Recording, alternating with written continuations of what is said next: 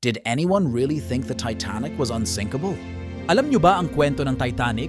Ang barkong kilalang hindi lulubog ay lumubog sa unang biyahe nito matapos tumama sa isang iceberg. Tunay ngang parang biro na may naniwala sa pagiging unsinkable nito. Bago lumubog, karamihan ng ulat tungkol sa Titanic ay nakatuon sa laki at karangyaan nito, hindi sa kaligtasan. Pero may mga nagsasabi na ang disenyo ni Thomas Andrews ay pinakabago sa teknolohiya ng kaligtasan. Sa kabila ng mga pag-aalinlangan, may ilang tao ang talagang naniwala na ang Titanic ay hindi lulubog. Ang pananaw na ito ay nakapagpanatili ng kalmado sa maraming pasahero habang ang barko ay unti-unting lumulubog.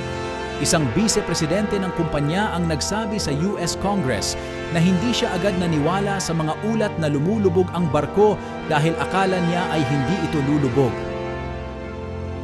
Ang ideya ng pagiging unsinkable ay pinalaganap ng mga artikulo at advertisement. Ang mga artikulo ay nagdetalye ng disenyo at mga makabagong teknolohiya ng kaligtasan ng barko. Kabilang sa mga tampok nito ay ang 16 na kompartimento na maaaring isara sa isang pindot ng switch upang mapanatili ang barko sa paglutang kahit ito'y masira. Bagamat may ilang naniniwala na ang Titanic ay unsinkable, karamihan ay hindi interesado sa aspeto ng kaligtasan nito bago pa man ito lumubog. Ang pangunahing puntos ng pagbebenta ng Titanic ay ang karangyaan at kaluwagan nito. Karamihan sa mga artikulo at advertisement ay nakatuon sa laki at mga akomodasyon ng barko, hindi sa mga detalye ng disenyo nito. Ang mga mayayamang pasahero ay pinili ang Titanic para sa prestihiyo at kaginhawaan nito.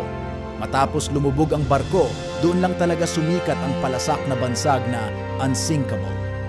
Ang trahedya ng paglubog nito ay nagbigay diin sa ironya ng naturang pangako. Kaya bagamat ipinatalastas na ang barko ay hindi lulubog bago ito lumubog, ang trahedya ng paglubog nito ang talaga namang nagdala sa pagkaalam ng marami sa unsinkable na claim.